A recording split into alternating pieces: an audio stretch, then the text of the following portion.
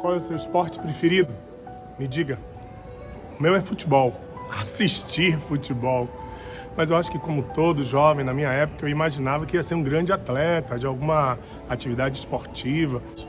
Na escola que eu estudava não tinha quadra direito, nem piscina. E aí a gente tinha um convênio, a nossa escola, com um clube próximo. E eu pensei, vou ser um saltador, daqueles saltadores olímpicos. Só que o trampolim era tão alto, que as minhas primeiras aulas foram um desastre. Eu chegava na beira do trampolim, olhava para baixo. Você já passou por isso, né? Vou, não vou, vou, não vou. Não ia. E fiquei assim durante uma semana. Olhava para baixo, perdia a coragem, voltava. Até que um dia eu disse, é hoje. Subi no trampolim, olhei para baixo e desisti em cima da hora. Voltei arrasado para casa. No dia seguinte, eu nem pensei. Saí correndo, pulei, me espatifei lá na água, foi um horror. Mas, por outro lado, eu perdi o medo a partir daquele dia. É isso que a gente precisa. Perder o medo de enfrentar os saltos da vida. Ter coragem. Depois que a gente pula a primeira vez, depois que a gente encara, amigo, a partir daí eu virei um dos maiores saltadores. Mas, na verdade, o que eu descobri é que só tem um jeito. Dar o primeiro passo. E dando o primeiro passo, acabou o medo e a coragem toma conta de você. É isso que a gente quer. Vamos ter coragem, vamos enfrentar esse Enem de frente, vamos estudar e assim pode ter certeza, o medo vai embora e a vitória vem. TV Enem com você.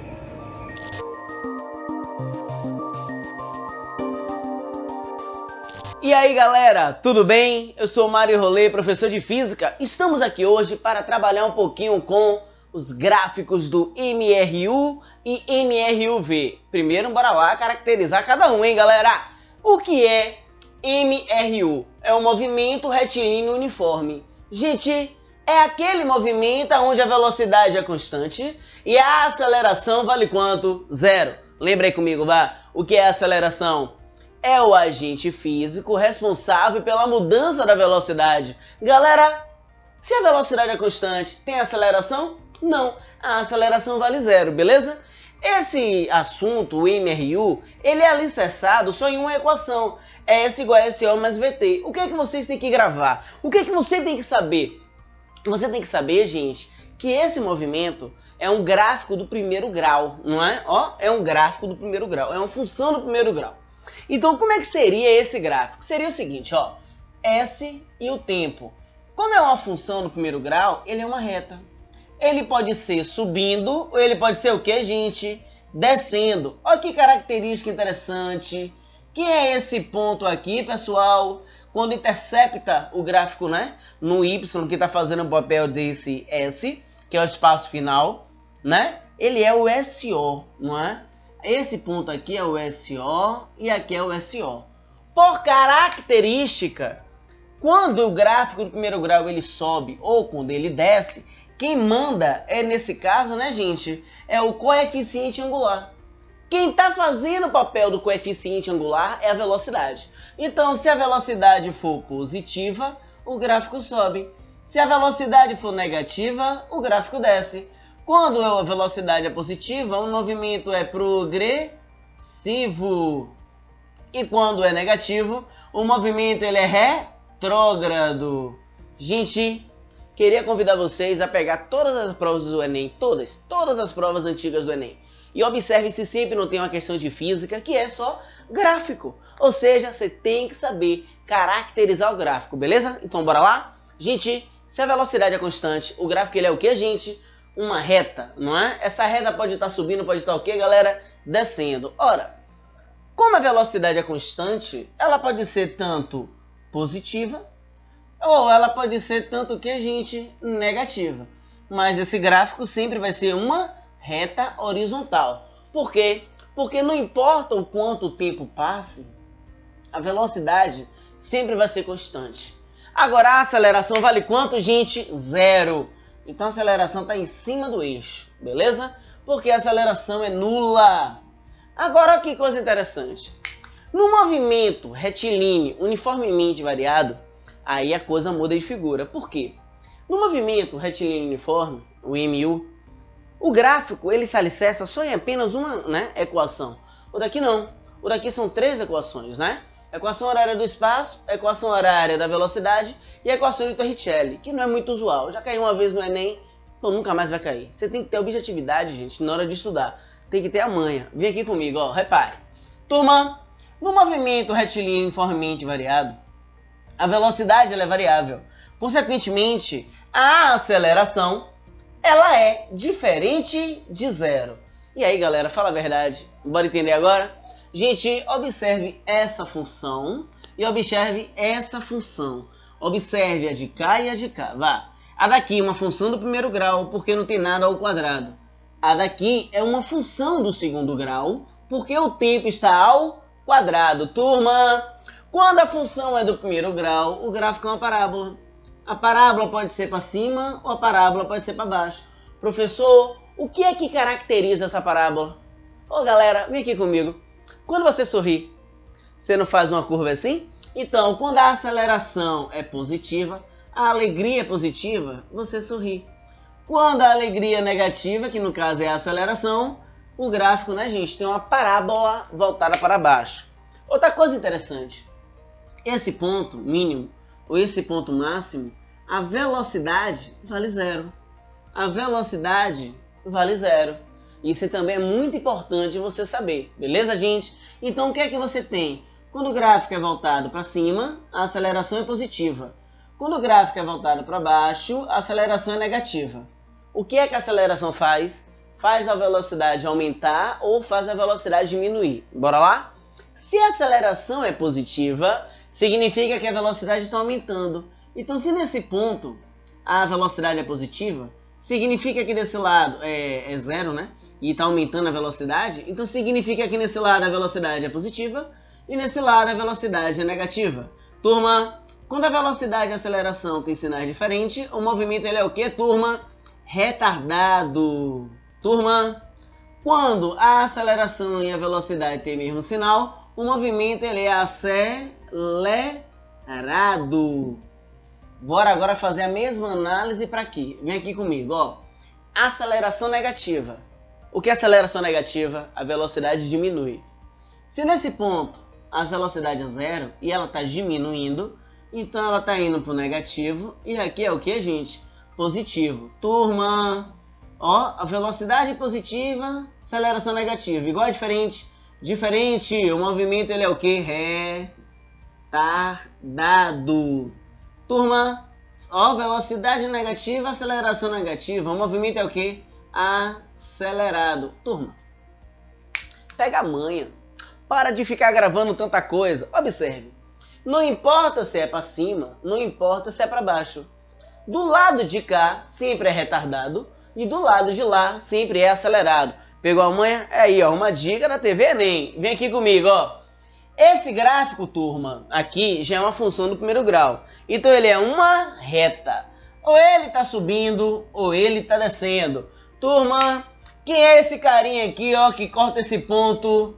É a velocidade inicial. Ô, galera, vou contar um segredo pra você aí agora, hein? Quero ver o seu diferencial, rapaz. Ó pra aqui, ó. Galerinha, quando você tiver um gráfico de velocidade em tempo, ou seja, não interessa, gente, não interessa como é o formato do gráfico. Esse gráfico, a área desse gráfico, se você pegar aqui e calcular uma área, a área desse gráfico, ela vai, né, representar o ΔS. Então, o ΔS é a área, é o que você percorre. Galera, tudo que está aqui é o que pode lhe perguntar no Enem sobre gráfico. Se você pegar a prova do Enem, com certeza absoluta tem uma questão dessa. Convido você a pegar as provas antigas e comparar. Gente, com certeza absoluta isso vai cair no Enem. É o seu diferencial. Eu acredito em vocês. É só isso, ó, gente. Não tem mais o que lhe perguntar. Com certeza vai cair isso. Beleza? Galera, muito obrigado, tá, gente? E até a próxima. Tchau, pessoal!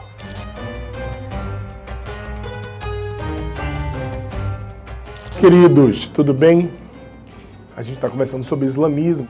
Eu tinha dito a vocês de que a base dogmática, a base essencial de fé do islamismo é o Corão, ou Al-Corão. Na verdade, Al é artigo em árabe, entendeu? Então, por isso que a gente fala o Corão.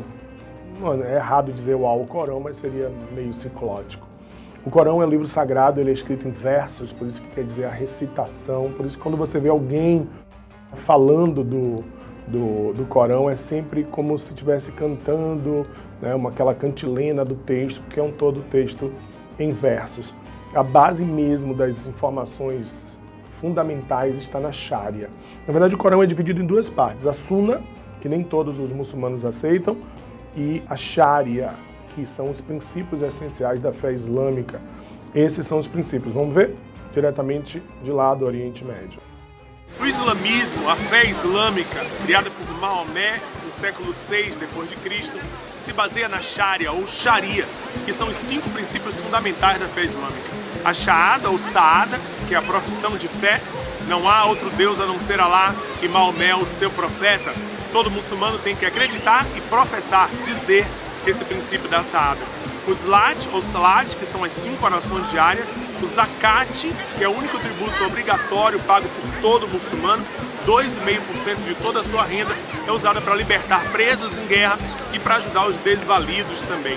A Hajj, que é a peregrinação a Meca, que deve ser feita por todo muçulmano pelo menos uma vez na sua vida. E o mês do Ramadã. O mês do Ramadã é o mês sagrado da fé islâmica. É o mês em que se comemora a revelação do Corão, do livro sagrado, dos princípios do islamismo ao profeta Maomé. Durante esse mês, o muçulmano ele não pode comer, beber, ter relações sexuais, fumar entre o nascer e o pôr do sol. Esses são os princípios da Sharia ou Sharia, os princípios fundamentais da fé islâmica.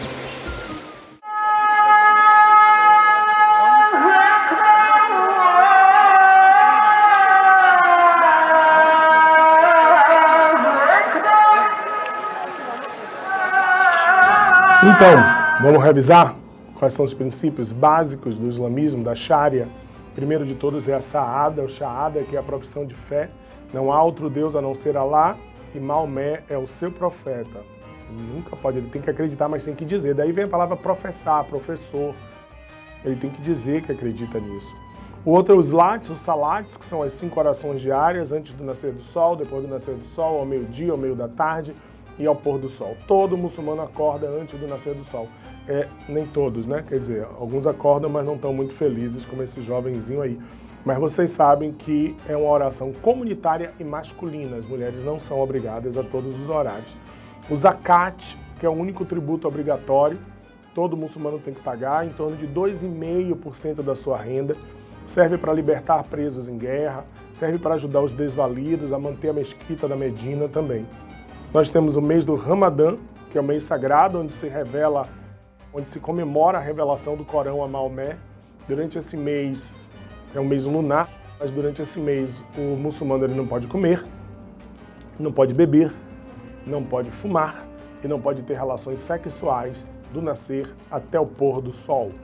Eu acho que o cara não ter relações sexuais, não fazer ousadia, o cara segura a onda dele, o cara não beber, eu acho que até o cara aguenta, o cara não fumar, eu até entendo.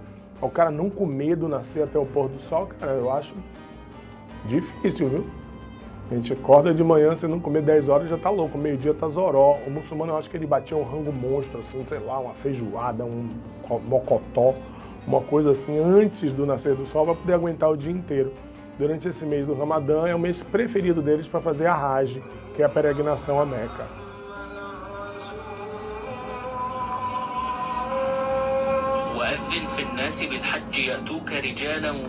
Como eu disse a vocês, eles têm hábitos muito curiosos, diferentes, mas isso não implica que são errados, ou melhores ou piores que o nosso. Os hábitos de vestimenta, como as burcas, por exemplo, são elementos da cultura deles. Eu gosto muito de uma charge, deixa eu ver se eu tenho ela aqui, enquanto vocês vão vendo essas imagens. Aí, gosto muito dela. Você vê uma ocidental, uma mulher ocidental, dizendo tudo coberto, menos os olhos, o que é uma cultura cruel, machista e dominadora. Aí a muçulmana diz tudo descoberto, menos os olhos, o que é uma cultura cruel, machista e dominadora. Aí eu pergunto a você aí, na sua reflexão doméstica, qual das duas está certa, a ocidental ou a muçulmana? Nenhuma das duas, concordam? Porque todas as duas estão interpretando a cultura da outra a partir do seu ponto de vista. Isso chama-se etnocentrismo, não é saudável no mundo da diversidade. E a Hajj, que eu falei para vocês, que é a peregrinação a Meca, todo muçulmano tem que ir, em condições físicas e econômicas, ele tem que ir a Meca pelo menos uma vez na vida. Se ele não for, ele pode mandar alguém. Geralmente alguém numa comunidade muito pobre é preparado para conhecer, para visitar Meca a partir daquela comunidade. Então ele passa a ser um líder religioso representando todos. E o mais polêmico, né, que é a jihad, ou a Guerra Santa, que é a ideia de que se eu luto em nome de Maomé, eu serei recebido no reino dos céus. Os fundamentalistas interpretam a Guerra Santa através de uma visão bem, como é que eu diria, ortodoxa. E daí nascem movimentos como a Al-Qaeda, o Jihad Islâmico, o ISIS, né, que é o Estado Islâmico, eu já falei, né? Movimentos como o Hezbollah e etc., que são movimentos que usam da violência em nome da fé. É o terrorismo, né? A violência sem rosto, fanatizada, que tem atingido o mundo tão fortemente ultimamente, tá? Foi essa, pessoal, o jihad, a ideia de que estavam fazendo uma grande coisa em nome de Alá, que fez com que o islamismo se expandisse rapidamente pelo Oriente Médio, tomando uma boa parte do que a gente chama de Oriente Médio hoje. Depois se expandiu também rapidamente, tomou o norte da África.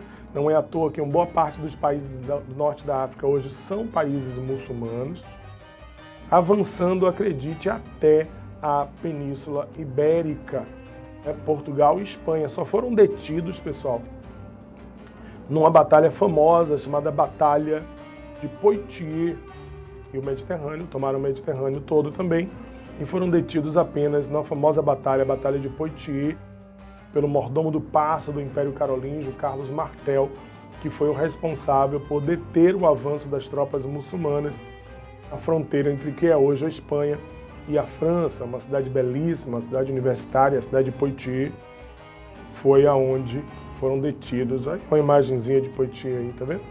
Uma cidade bonita, medieval, e o Carlos Martel virou santo da Igreja Católica. São Carlos, o homem que deteve o avanço. É curioso, eu sei que história não tem si, mas se a gente pensar bem, se não fosse esse controle dos muçulmanos, provavelmente o mundo seria islâmico hoje.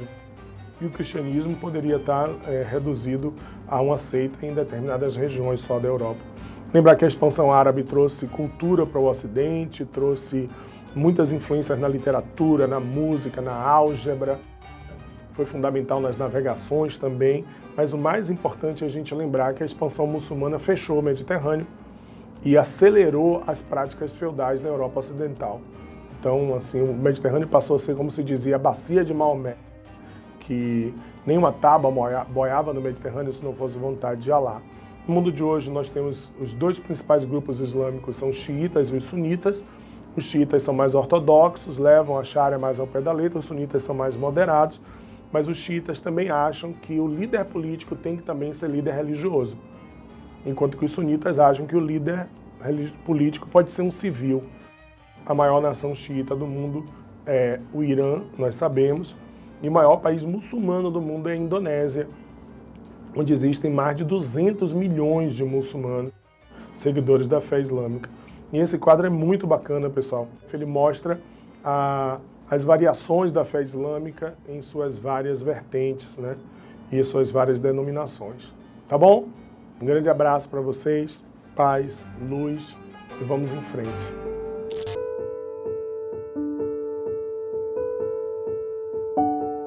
Fala, meu povo lindo! E aí, estão aproveitando as aulas da nossa TV Enem? Bom, eu sou Felipe Veloso, ator, e como vocês sabem, toda semana eu dou uma passadinha aqui nos intervalos da programação, sempre trazendo um conteúdo exclusivo preparado com muito carinho para vocês. Na edição de hoje, eu trago uma novidade, o Dando a Letra, onde eu apresento grandes canções em forma de dramaturgia. Espero que vocês curtam. Um beijo grande, boas aulas e até a próxima. Dando a Letra, porque toda boa música tem sempre uma grande história. Eu sei que eu vou te amar por toda a minha vida. Eu vou te amar em cada despedida, eu vou te amar desesperadamente. Eu sei que eu vou te amar. E cada verso meu será para te dizer que eu sei que eu vou te amar. Eu sei que eu vou chorar a cada ausência tua. Eu vou chorar, mas cada volta tua há de apagar o que essa tua ausência me causou. Eu sei que eu vou sofrer a eterna desventura de viver à espera, de viver ao lado teu por toda a minha vida.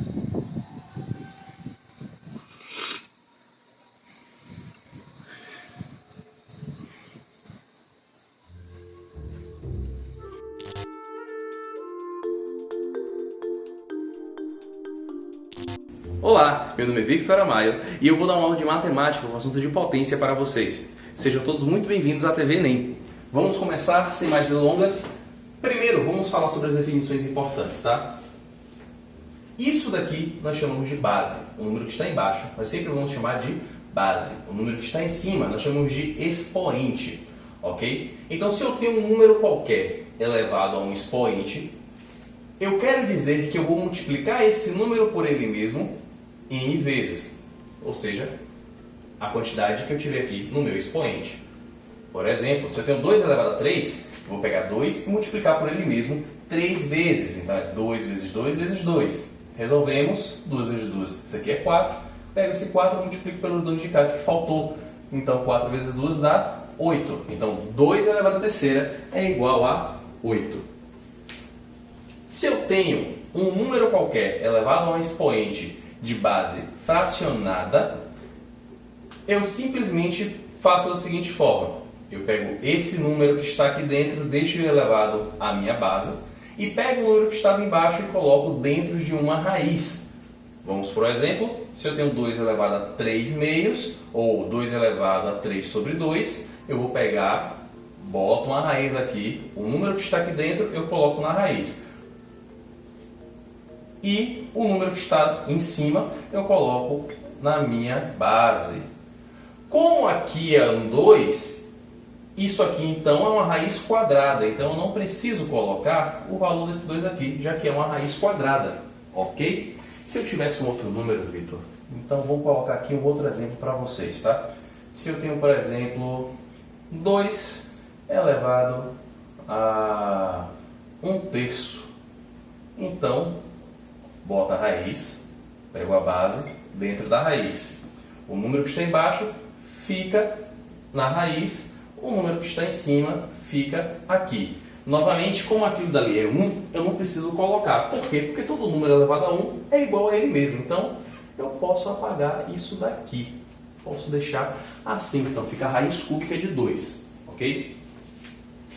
Outra definição importante é que qualquer número elevado a 0 é sempre igual a 1. Então, por exemplo, eu tenho aqui raiz de 3 elevado a 0. Isso aqui dá 1. Ok? Não precisa nenhum mistério, não tem que fazer conta nenhuma, é só colocar que é 1 mesmo.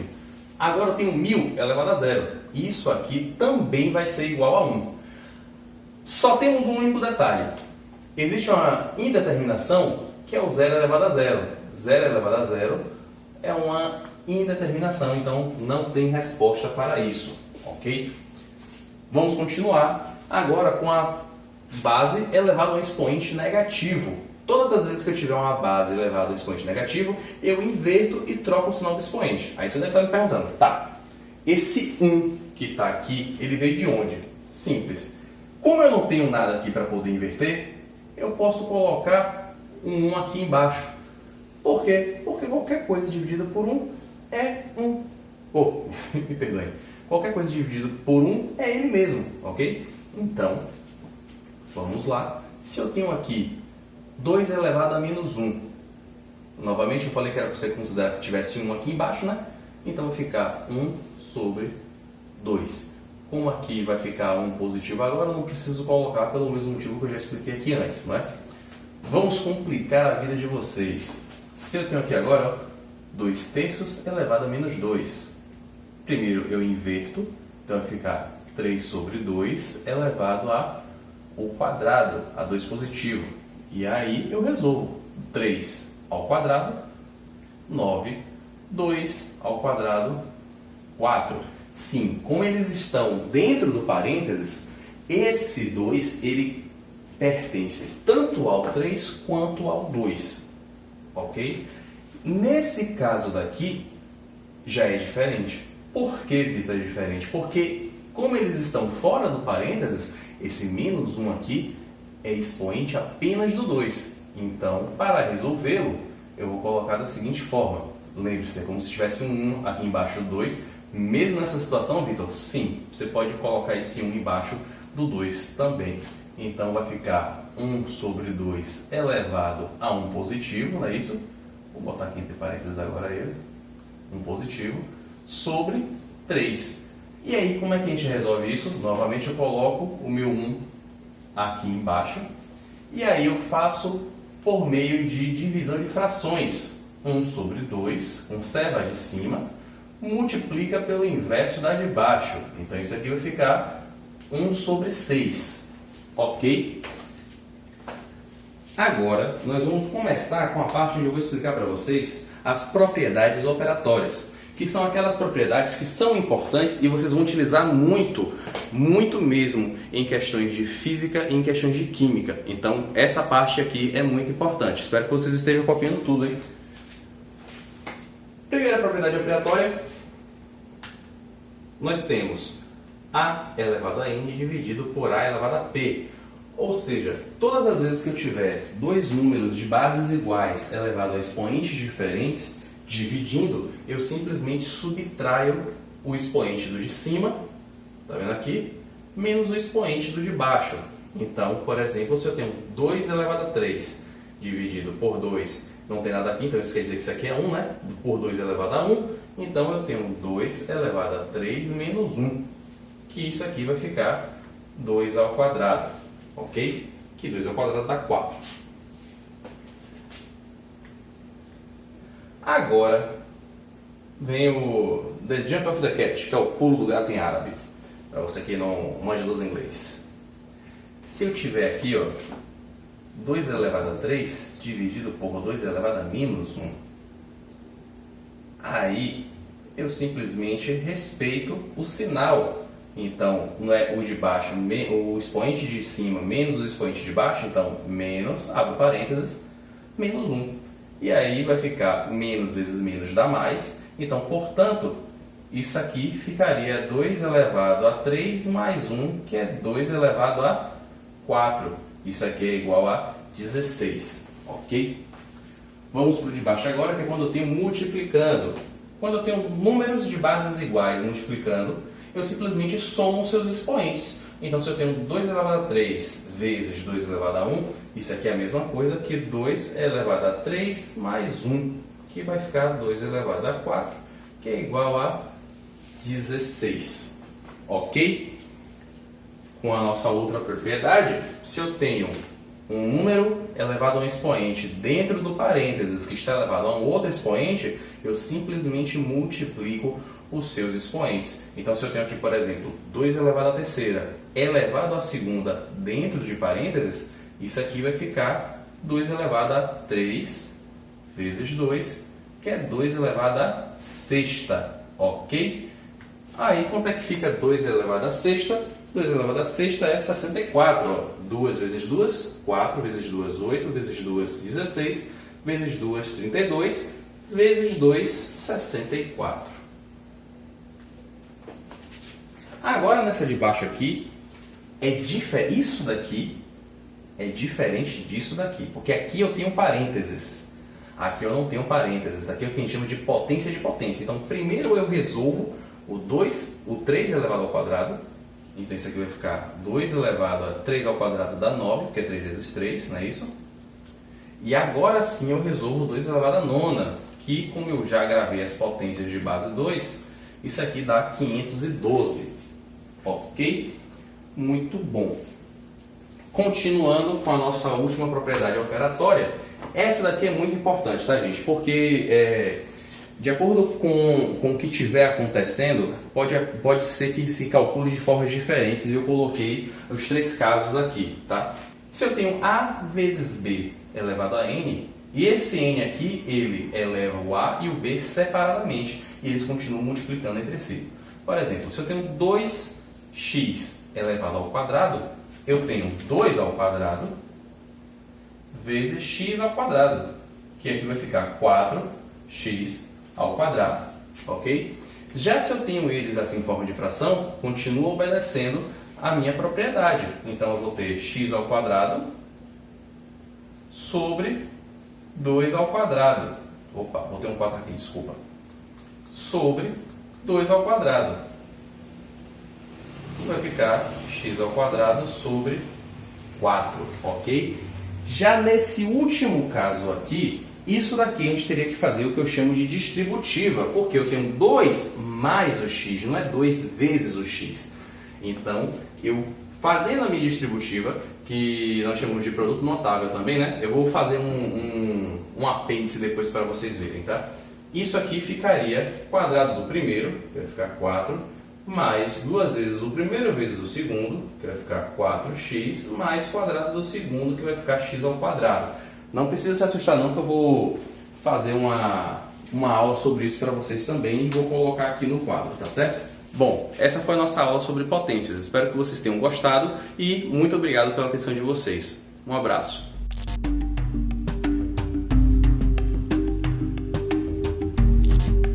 Olá, eu sou Carol Silveira, professora de redação, e na nossa aula de hoje nós vamos falar sobre repertório sociocultural. Carol, eu sempre ouço falar sobre repertório quando o assunto é redação. Até tenho uma leve noção do que se trata, mas eu queria saber o que é, quais são os melhores repertórios e onde aplicar esses repertórios. Pode ficar tranquilo que eu vou lhe explicar tudo isso. Vamos por partes, tudo bem? Primeiro, para que você entenda o que é um repertório sociocultural, eu preciso voltar um pouquinho no tempo, lá quando você era estudante do ensino fundamental, que com certeza quando você aprendeu a fazer redação no modelo dissertativo argumentativo, que é o gênero textual cobrado pelo Exame Nacional do Ensino Médio, seus professores enfatizavam que você precisava afirmar, justificar, ou seja, dissertar e defender argumentos, e que para isso você precisava de um recurso que é a exemplificação. Carol, a exemplificação é a mesma coisa que repertório sociocultural? Mais ou menos. Na verdade, lá no ensino fundamental, você já tinha noção de que o exemplo é fundamental para que você tenha um bom resultado no quesito conteúdo dentro do seu texto, correto? Então vamos supor que o seu tema a tratar seja a respeito de distúrbios ou transtornos alimentares. Então você chegava na introdução e falava transtornos alimentares e nos desenvolvimentos você especificava vigorexia, anorexia, bulimia, tudo bem? Se o seu tema envolvia questões relacionadas a transtornos psicológicos, você fazia a mesma coisa na introdução e no desenvolvimento você especificava ansiedade, depressão e por aí vai. Ou seja, você exemplificava de modo a especificar os elementos desse tema que você desenvolvia, tudo bem? Isso é um ótimo recurso, é um caminho, é assim, digamos, um meio caminho andado. O que acontece, na verdade, quando a gente fala de repertório sociocultural, é que esse exemplo passou agora a ser exigido com uma maior elaboração, ou seja, com um nível maior de complexidade. O que seria esse nível de complexidade? Repertório sociocultural, olha o nome, sociocultural, envolve sociedade e cultura. Cultura nada mais é do que conjunto de hábitos, né? Conjunto de práticas sociais de determinado grupo, em determinado espaço, em determinado contexto. Ou seja, tudo que um povo produz, tudo que uma sociedade produz a nível cultural é também repertório, né? Expressão, isso envolve arte, isso envolve todos os gêneros textuais híbridos, né? Que são aqueles que envolvem linguagem verbal e não verbal. Então, tudo que uma sociedade produz pode ser considerado cultura daquela sociedade. Trazendo para o foco de redação, para você entender a relação do exemplo que você aprendeu lá no ensino fundamental para o que você vai precisar para a redação do ensino médio, né, a redação do Enem especificamente, é o seguinte: esse exemplo não é mais suficiente para poder convencer o seu leitor daquilo que você está falando. Em outras palavras, você precisa então de repertório sociocultural. Repertório sociocultural é complexidade no exemplo que você aborda. Então, além de dizer os transtornos alimentares, além de dizer os transtornos psicológicos, eu preciso trazer um filme que aborde esse assunto. Por exemplo, o filme O Mínimo para Viver, que está disponível nas plataformas digitais. O Mínimo para Viver é um filme que aborda as questões relacionadas a transtornos alimentares, a história de uma menina que sofria com isso. Então isso pode ser um repertório ilustrativo a respeito do tema que você está trabalhando.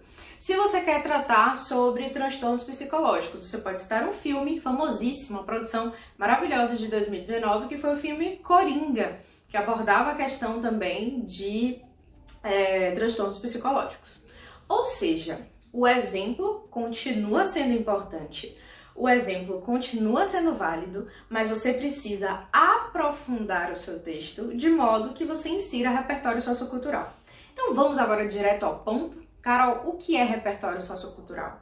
Repertório sociocultural é quase tudo. Na verdade, quando eu digo quase tudo, porque você pode citar filmes, séries, documentários, músicas, poemas, livros, que mais? Dados estatísticos, alusões históricas. Então eu vou te dar alguns exemplos, né?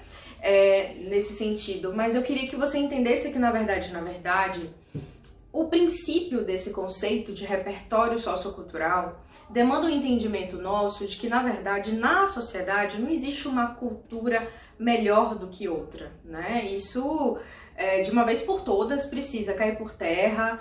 A gente precisa desconstruir o nosso pensamento a respeito disso, de achar, por exemplo, que citar um filósofo, embora extremamente importante, fundamental que você entenda de filosofia, né? A redação é uma disciplina completamente múltipla, né? Que engloba tudo, então seu conhecimento geográfico, histórico, literário, tudo é importante, mas você não pode achar que citar um filósofo é melhor do que citar um filme. Na verdade, esses repertórios precisam ser complementares, então não é uma questão de hierarquia. Eu não vou dizer nunca assim pra você, olha, cite só filósofos, não. Porque aí você vai fazer um texto simplesmente filosófico. O interessante do repertório e da maneira que você deve aplicar ele em redação é você conseguir relacionar uma filosofia com um dado estatístico. É você conseguir relacionar uma alusão histórica com uma série que você assistiu. É você conseguir relacionar uma temática como publicidade infantil, que já caiu no Enem, com Peppa Pig. Um aluno tirou nota 1000 citando Peppa Pig. É você conseguir relacionar um tema de manipulação de comportamento do usuário pelo controle de dados na internet, que foi o tema de 2018, com a série Black Mirror, muito famosa nas plataformas digitais. Então, assim, vocês, na verdade, precisam relacionar elementos, tá? Então, por isso que a expressão é repertório. Não acha que decorar vários dados estatísticos vai salvar seu texto, ou trazer 3, 4, 5 filósofos vai salvar o seu texto. Então, filosofia é importante, séries são importantes, filmes são importantes, por isso que você tem que investir em repertório sociocultural. Como é que eu invisto, Carol? Se informando, assistindo elementos, né, de produção audiovisual. Você precisa ler mais, você precisa estar bem informado, né, porque você pode citar casos famosos, situações famosas como fatos comprováveis, que é como a gente chama esse tipo de repertório, e tudo isso vai demonstrar para o seu corretor o seu conhecimento, né, a respeito daquele aluno, a sua bagagem, literalmente o seu repertório sobre aquele conteúdo. De maneira mais técnica, o repertório sociocultural é avaliado na sua redação através da competência de número 2, que assim como as outras, né? Lembrando que a sua redação é corrigida a partir de 5 competências, cada uma vale 200 pontos, tá? Então, você tem aí 200 pontos para seleção de repertórios, relacionar o seu tema com várias áreas de conhecimento e por aí vai, correto? Então, recapitulando, o repertório sociocultural é tudo que você pode inserir, tudo que tem uma fonte legitimada, e aí eu preciso te chamar aqui assim, ó, no cantinho pra gente conversar. Carol, O que seria um repertório legitimado e um repertório pertinente ao tema? Eu vou citar um exemplo que vai fazer com que você entenda claramente isso. Uma vez eu passei um tema em sala para meus alunos, que era a respeito da representatividade feminina na sociedade. E aí um aluno fez: Carol, eu estudei muito e citei 3 filósofos. Eu disse: olha, tem repertório, né? Vamos lá, são repertórios legitimados. 3 filósofos: Aristóteles, Platão e Sócrates. Eu disse: olha, são, né, filósofos legitimados. Ok, maravilha. Só que o tema era sobre representatividade feminina. Ou seja, ele não citou nenhum exemplo, né, de mulher em algum contexto, né, na literatura, no mercado de trabalho, na ciência. Não trouxe exemplos práticos da mulher no mercado de trabalho, só discutiu o tema a nível filosófico e citando apenas filósofos, né, homens. Ou seja, nem na própria redação as mulheres estavam representadas a nível de citação. Ou seja, ele ganha uma pontuação, ou repertório legitimado, mas ele não consegue atingir nota máxima na competência 2, porque além do seu repertório ser legitimado, o seu repertório precisa ser pertinente ao tema, tá certo? Não esqueça disso. Então você tem que unir as duas coisas, correto? Então, repertório sociocultural é tudo aquilo que você carrega na sua bagagem de conhecimento de informação que pode ser relacionado e atrelado ao seu tema. Dicas importantes: se você quiser citar um poema ou uma música, tome cuidado para não fazer uma citação direta, que você utiliza aspas e reproduz exatamente o que aquela música ou o que aquele poema diz, porque você pode correr o risco de utilizar uma linguagem que não é a linguagem, né, adequada para a redação, não é de acordo com a norma padrão, porque as músicas e os poemas têm licença poética, né? Então eles são produções livres na sua construção e tem essa licença de errar, né, a gramática.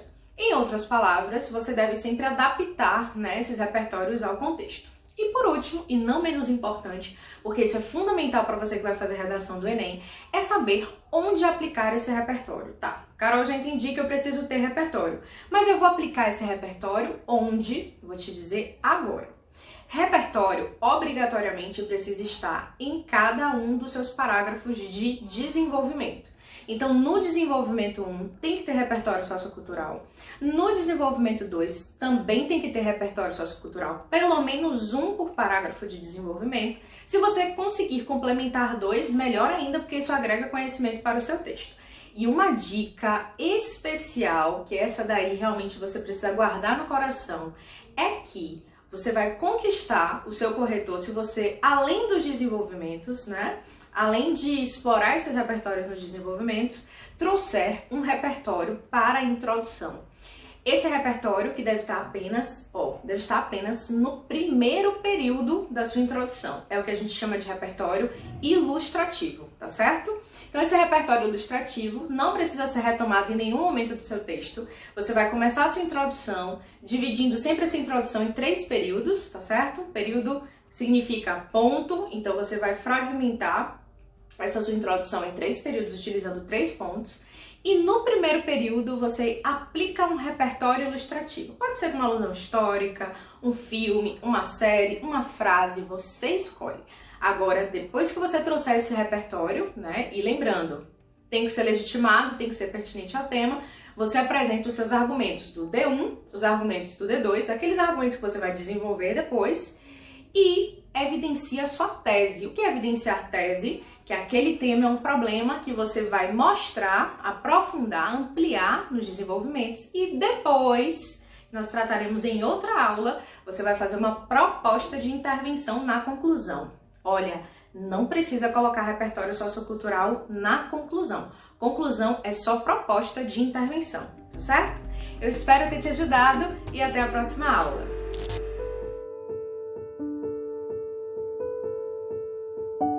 E aí, galera, tudo bem com vocês? Me digam uma coisa, vocês estão preparando o corpo de vocês para essa maratona aí?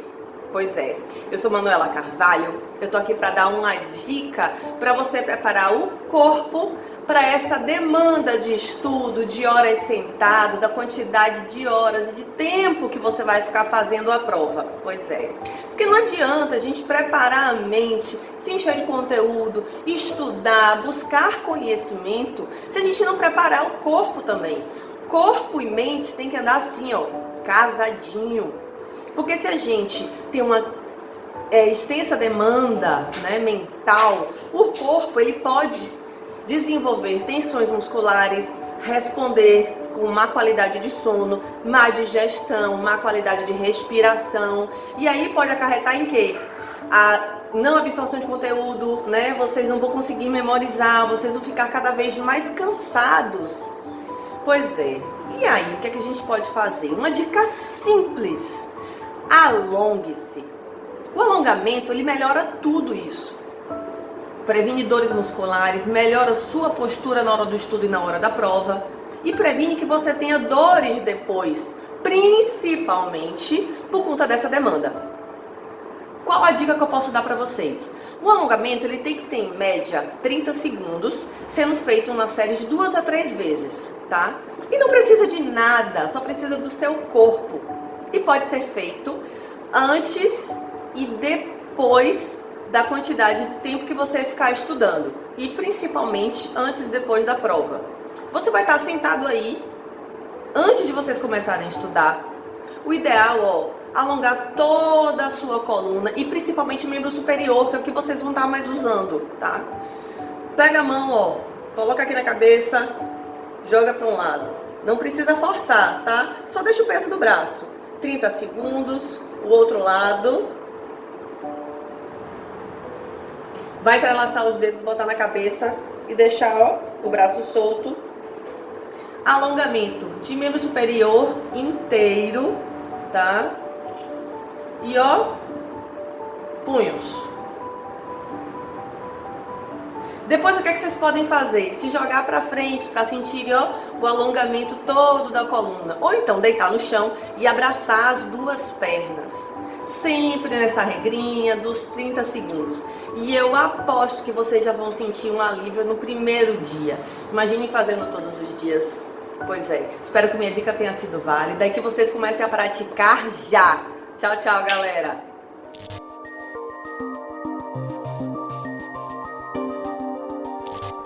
Fala pessoal, e aí, tudo bom? Meu nome é Leonardo, sou professor de Química, sejam bem-vindos aqui ao meu laboratório. Sei que não é um laboratório, é uma cozinha, mas é nesse lugar que a gente faz misturas, faz reações químicas, separações de misturas. Nossa cozinha não deixa de ser um laboratório, tá bom? E vamos nessa aula falar sobre separação de misturas homogêneas, tá? Mas antes de seguir com esse assunto, vou fazer uma pergunta dificílima para vocês. Em que copo tem cerveja e qual copo eu tenho uísque? Bom, fica fácil até pela textura, pelo tipo de copo. Claro, na direita, cerveja, na esquerda, uísque. Quais são as diferenças além da textura? O odor, propriedade organoléptica, que vocês já viram anteriormente. O teor alcoólico, e elas também são classificadas de maneira diferente. A cerveja como bebidas fermentadas, o uísque com bebidas destiladas. Curioso que ambos passam pelo processo de fermentação.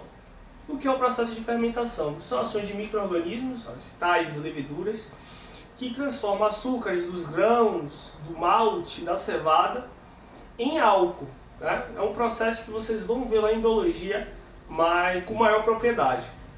Ao findar, temos uma solução em torno de 5% de álcool. Ué, qual é a diferença então para o uísque? O uísque vai sofrer um processo de destilação, no qual vai deixar uma solução com maior teor alcoólico. Como é que funciona essa destilação? É o que vamos ver hoje. Mas antes, vamos falar de misturas homogêneas, tá? Um exemplo de mistura homogênea é a água. A água que sai da nossa torneira é um exemplo de mistura homogênea. Aqui é uma substância pura? Não, né? Tem vários sais minerais aqui, flúor, então é um exemplo de mistura homogênea. Mas vamos, né, dar uma aprimorada nessa mistura homogênea. Vou colocar aqui uma quantidade de sal. Tá? Sal.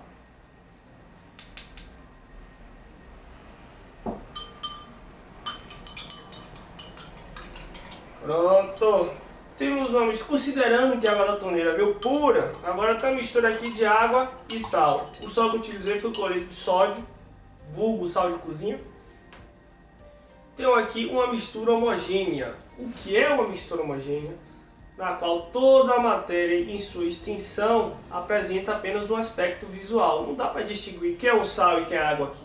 Não dá. Então tem uma mistura homogênea, tá bom? Cuidado, gente, com pegadinhas que podem cair no Enem, em outros concursos, do tipo: toda mistura de água e sal é uma mistura homogênea.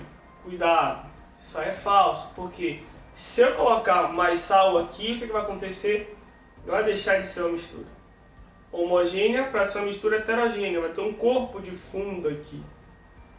Vai depender da quantidade, da natureza do sal e também da temperatura, beleza? Mas vamos voltar a misturas homogêneas, separação de misturas homogêneas. Se eu quiser separar a água do sal, né? Se eu quero obter o sal aqui, eu quero obter a água, os dois separados. Ora, se eu quisesse obter só o sal, colocaria aqui no recipiente, colocaria no forno. O que aconteceria com o tempo? A água evaporaria e eu obteria apenas o sal. O que está faltando aqui, hein, gente? Eu consegui separar a água, né? Obter a água. Separar até eu consigo, mas como é que eu faço para aproveitar a água? Preciso de um condensador, né? Nesse laboratório não tem um condensador. Eu preciso ter um condensador e o outro recipiente para obter a água. Qual é a função do condensador? Condensar. A água vai sair do estado gasoso com aquela energia cinética, né? Própria do estado gasoso, né? Ganha energia no estado líquido, ganha energia no estado líquido, vai para o estado gasoso, chega no condensador que está a uma temperatura menor, né? Os condensadores têm um compartimento onde passa água corrente, né? Para deixar a temperatura menor, e por dentro vai essa água aí, um vapor d'água, vai condensando, as moléculas que estavam afastadas umas das outras vão agregando até formar umas gotículas e cair em outro recipiente. O que é importante nisso? Ter temperaturas de ebulição distintas. Professor, onde ocorre também esse processo de condensação? Ora, se fizer um macarrão, né? Botou a panela, a água e o macarrão. Se você tira a tampa, você vai ver várias gotículas. Não é o caso aqui, essa panela está seca. Mas se você ver, na parte interior da tampa, você vai ver várias gotículas, né? Ou seja, o que aconteceu com aquela água? Condensou na tampa, na qual tinha a temperatura mais fria do que embaixo, onde está a chama do fogo. Outro exemplo é a chuva, né? Ela condensa e cai em forma de gotículas, tá bom?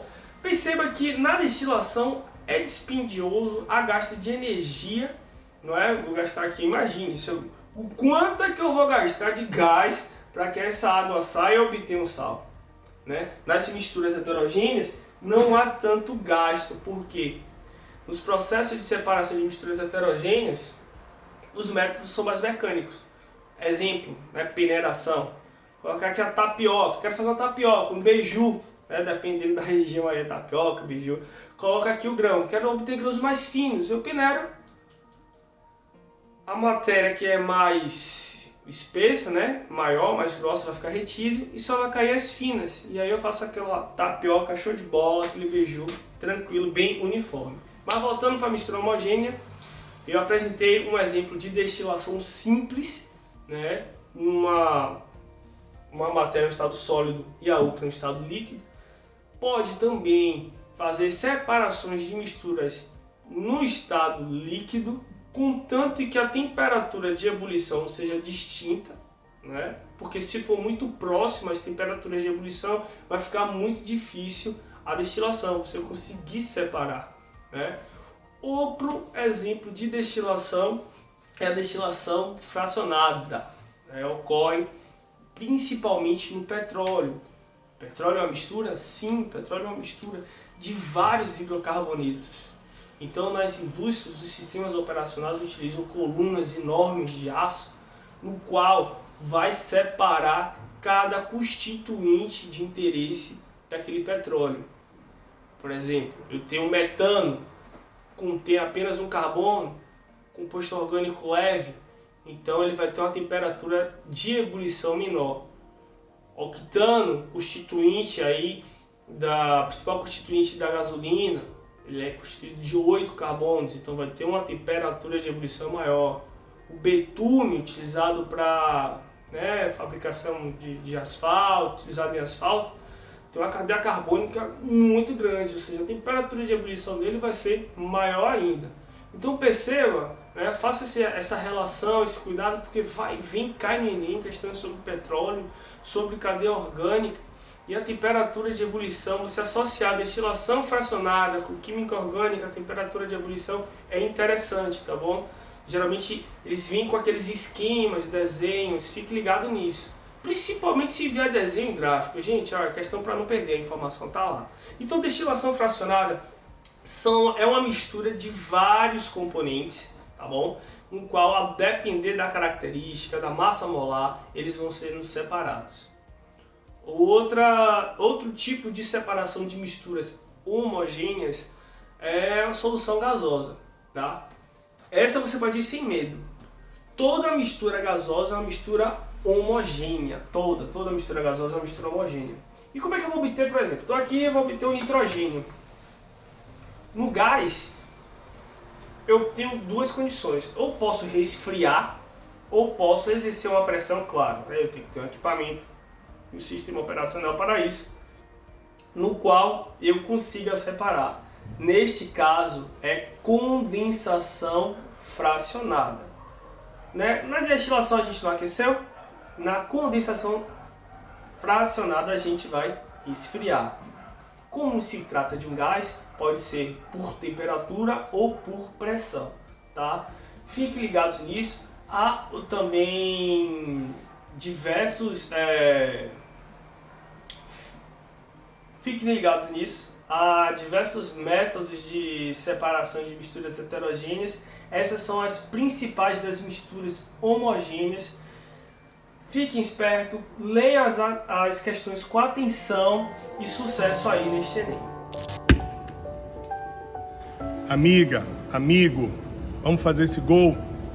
Vamos encarar, tomar coragem, pular desse trampolim? Conto com você e com nossos professores também. Lembre-se, nós estamos na plataforma tvenem.com.br. Lá você tem todas as aulas que já foram ao ar na TV e você pode acessar na nossa plataforma. Pode acessar também nos canais da internet, nas grandes plataformas de vídeo e na TV aberta e na TV a cabo. Sempre juntos. TV Enem, conto com vocês.